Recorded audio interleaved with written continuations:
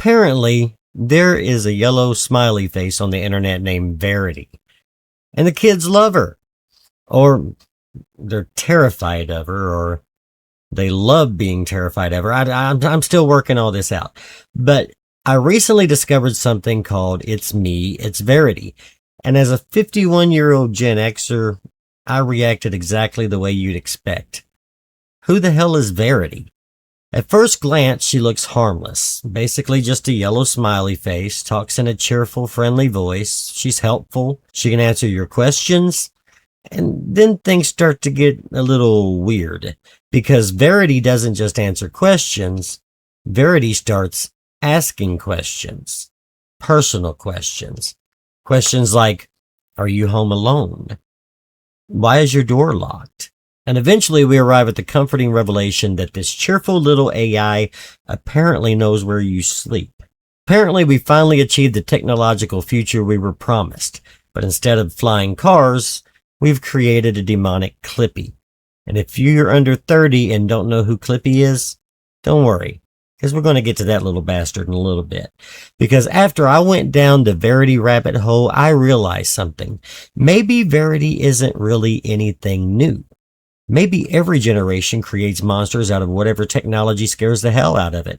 And if that's true, then Gen X has some explaining to do. Because before we start laughing at kids for being scared of a yellow AI smiley face, remember, we were convinced that Matthew Broderick was going to accidentally start World War III because he wanted to play a computer game.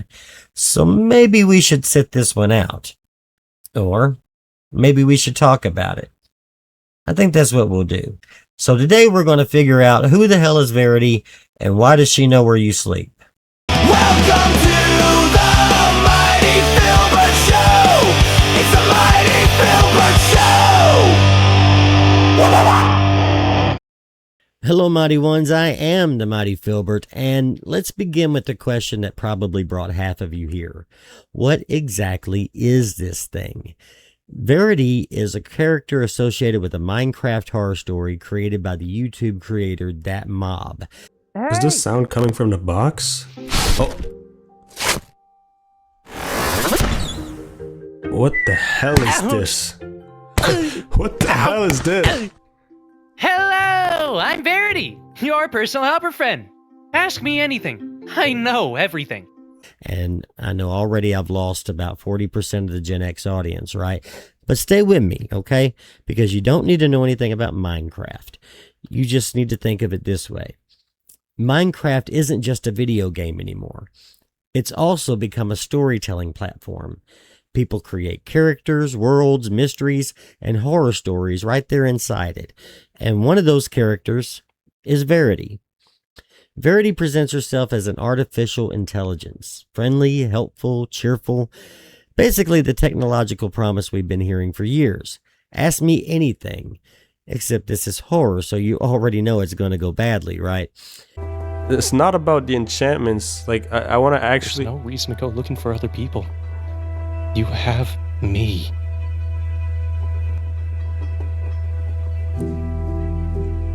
What enchantment did you want for your sword again?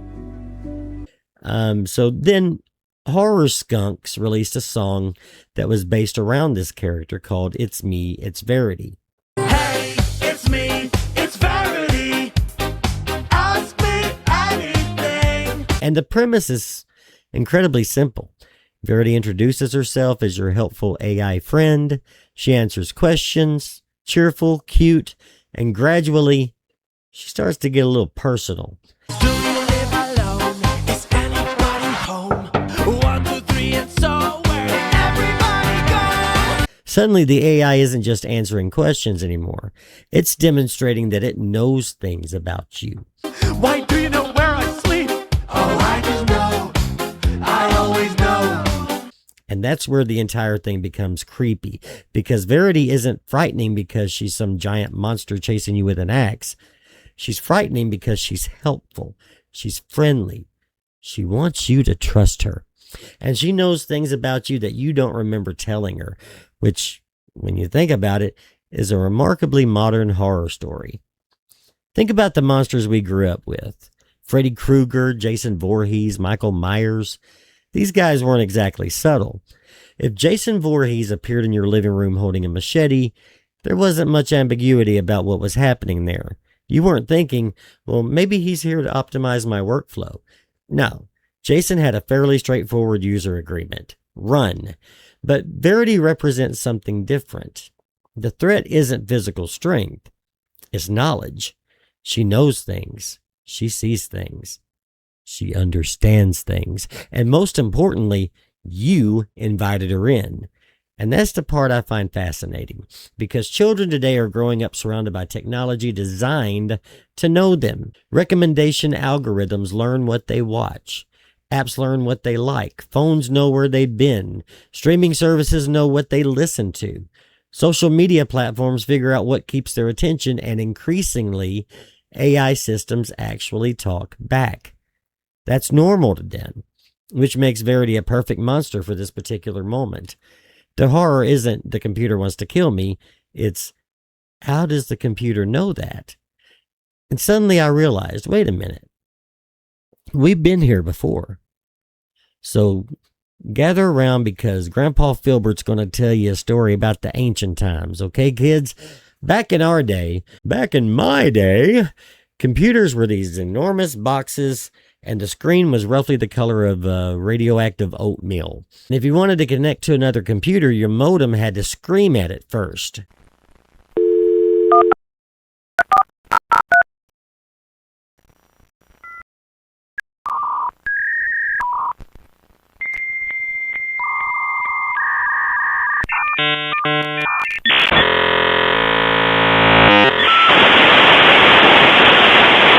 And somehow we listened to that and thought, the future has arrived. But computers were also mysterious. Most adults didn't really understand them, and Hollywood absolutely took advantage of that. In war games, Matthew Broderick accidentally accesses a military computer called WOPR. He thinks he's playing games. The computer thinks they're practicing nuclear war. And suddenly we're 5 minutes away from World War III. Shall we play a game? And then there's HAL 9000 in 2001: A Space Odyssey. HAL is calm, helpful, polite, and increasingly terrifying. I know that you and Frank were planning to disconnect me, and I'm afraid that's something I cannot allow to happen. And then, of course, we have Skynet. Humanity builds artificial intelligence. Artificial intelligence becomes self-aware. Artificial intelligence takes one look at humanity and apparently says, yeah, we're shutting this shit down. And then it launches the nukes. That was Gen X's understanding of artificial intelligence. Computers become smart, everybody dies. Simple, efficient, easy to understand. But then something happened. Computers stopped being mysterious machines sitting in laboratories. They moved into our homes, and eventually they started trying to help. Which brings me to this little bastard, Clippy. Yeah, officially he was an animated Microsoft Office assistant. Unofficially, he was the first digital entity to make millions of people yell, "Nobody asked you!" You're sitting there typing something in Microsoft Word, and then suddenly up pops this little animated paperclip. It looks like you're writing a letter. Yes, Clippy, very observant. That would explain why I typed "Dear Mom." Then Clippy's going to offer to help, and you'd tell him no.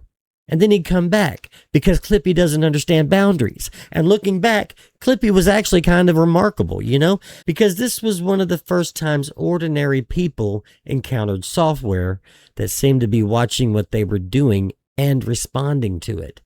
Now think about that. Before Clippy, most software waited for you to tell it what to do. Click this, open that, print this, save that. Then suddenly Microsoft introduces this animated character that essentially says, I've been watching you type. And somehow we didn't immediately unplug the computer. But here's what's really interesting. Clippy was trying to accomplish something very similar to what modern AI assistants are trying to accomplish, right? Understanding what you're doing, anticipating what you need, and then offering to help before you ask. The difference was Clippy was terrible at it. Modern AI says, I've analyzed the context of your question and it can help you explore several possibilities. Clippy says, letter? So Was Clippy our Verity? Not exactly, but maybe, just maybe, Clippy was Verity's weird little grandfather, because Clippy represents the moment computers stopped merely waiting for commands and started to pay attention. And this is where this goofy internet rabbit hole became much more interesting to me, because monsters change when society changes. In the 1950s, people were terrified of nuclear radiation. So what did popular culture give us? Giant irradiated monsters like Godzilla and mutated insects, creatures created by atomic testing.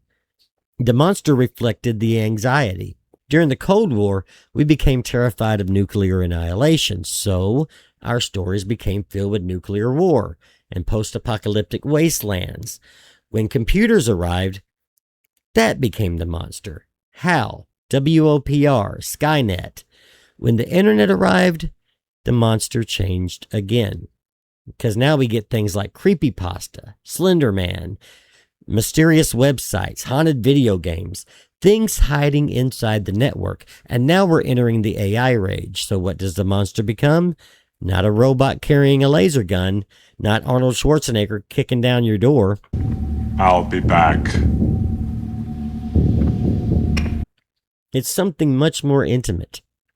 A friendly voice, a helpful assistant, something that says, ask me anything, and then demonstrates that it already knows the answer. Maybe Verity isn't really about artificial intelligence becoming evil.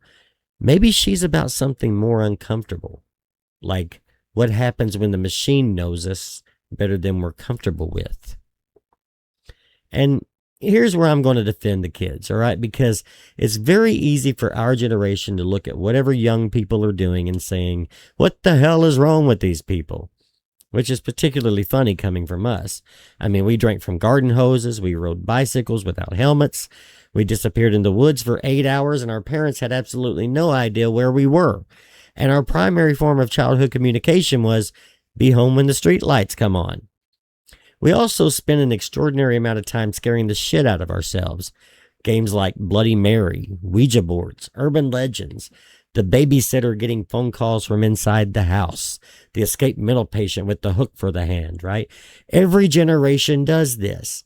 Kids take whatever scares them and turns it into stories. The stories change, but the instinct doesn't. And kids today are growing up with something we never had. Artificial intelligence isn't science fiction to them. It's just there.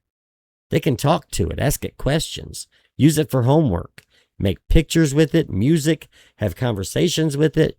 And because they're human beings, eventually somebody was going to ask, hey, what if the friendly AI wasn't actually friendly? And congratulations, you just invented Verity. Now here's where I'm probably supposed to give the standard Gen X parent speech. Kids, you spend way too much time online. Technology is destroying your childhood. Back in my day. But no, I'm not going to do that, okay? Because people said the same things about us. Television was destroying us. Heavy metal was destroying us. Dungeons and Dragons was turning us into Satanists. Video games were destroying our brains. And MTV was corrupting society. Apparently, we were being destroyed constantly. And yet, here we are. Mostly. But I do think Verity accidentally raises a question worth thinking about. We're creating technology whose entire purpose is to become increasingly good at understanding us. Our preferences, habits, questions, interests, our behavior, and we're encouraging that technology to become more conversational, more personable, more human, more like a friend. And that's not automatically sinister. It can be incredibly useful. But it is new. And whenever humanity invents something new, our storytellers immediately begin to ask, what's the worst thing that could happen? And that's what horror does. Horror takes ordinary anxiety and gives it a face. Sometimes it's Freddy Krueger. Sometimes that face is Godzilla. Or sometimes it's Arnold Schwarzenegger wearing sunglasses. And apparently, sometimes it's a yellow smiley face singing a creepy song. Hey, it's me, it's Verity. Ask me anything. So who the hell is Verity? Technically, a fiction AI character from a Minecraft horror story that became the subject of a viral song. But culturally, I think she's something more interesting. She's another entry in a very long tradition. Human beings invent technology, and technology changes our lives. We don't completely understand where it's going, so we tell scary stories about it. Our grandparents worried about atomic radiation creating monsters. We worried about computers launching nuclear missiles. And now our kids worry about artificial intelligence knowing where they sleep. And somewhere between those generations, there was Clippy. It looks like you're writing a letter. Yeah, Clippy.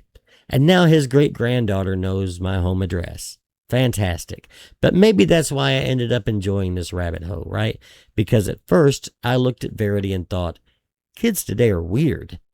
But then I remembered what we watched, what we believed, what scared us, and the stories we told each other, and I realized, nah, they're not that different. The monsters just got upgraded. So anyway, thanks for going down another rabbit hole with me. And if a yellow smiley face appears on your computer tonight and asks whether you're home alone, just do what Gen X has always done when technology stops working properly. Turn the damn thing off and then turn it back on again. Anyway, until next time, take care of yourselves, take care of each other, and stay mighty, everybody. You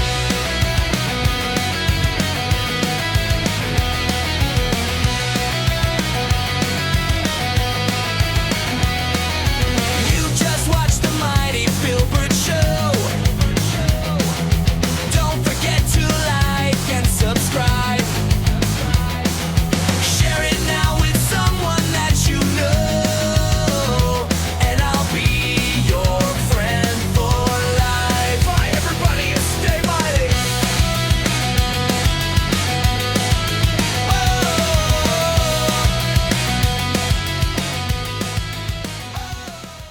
This is an Okie Doke production.